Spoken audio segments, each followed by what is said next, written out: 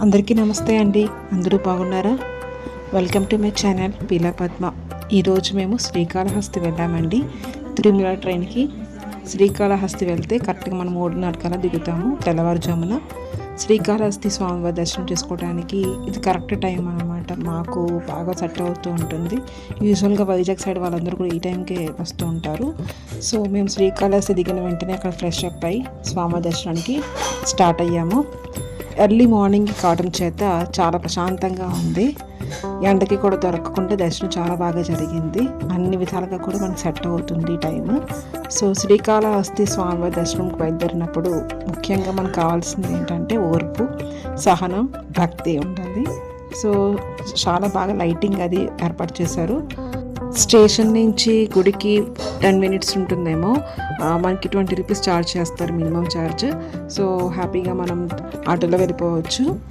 వెళ్ళేసరికి అక్కడ తమిళియన్స్ కానీ ఎక్కువ తమిళియన్సే కనిపించారు దర్శనానికి. అక్కడ టికెట్ కౌంటర్ దగ్గర ఎక్కువ మంది తమిళియన్సే ఉన్నారు. సో అంత ప్రిఫరెన్స్ చూసారా స్వామివారికి. అండ్ మేము వెళ్ళింది ట్యూస్డే అనమాట. ట్యూస్డే మార్నింగ్ కరెక్ట్గా రీచ్ అయ్యాము. ఫస్ట్ మన టెంపుల్ ముందు మనకున్న భక్త కన్నప్ప స్వామివారి గుడికి వెళ్ళాము. మనం 5:30కి గుడి ఓపెన్ చేస్తారు కాబట్టి ఎంటర్ అవగానే మనకి ఏంటంటే అక్కడ చిన్న చిన్న దేవాలయాలు ఉంటాయి.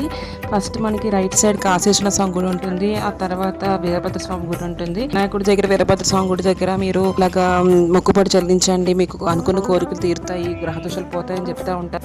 సో టికెట్ తీసుకొని లోపలికి వెళ్ళి స్వామివారి పూజలో రాహుకేతు పూజలో కూర్చున్నాము. పూజ అయిపోయిన తర్వాత మనం దక్షిణ తాంబూలం ఇచ్చేసిన తర్వాత ఆ నాగసర్పాలను తీసుకొని మనం శివాలయంలోకి వెళ్ళి స్వామి దర్శనం చేసుకొని అక్కడ నాగసర్పాలను హుండీలో వేసేయాలి.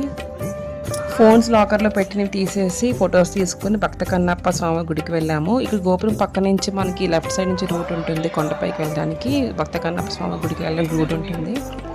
జనాలు బాగానే వచ్చారు. స్వామి దర్శనం చేసుకొని బయటకు వచ్చిన తర్వాత అక్కడ ప్రసాదాలు తీసుకొని భక్త కన్నప్ప స్వామి గుడికి వెళ్ళామన్నమాట.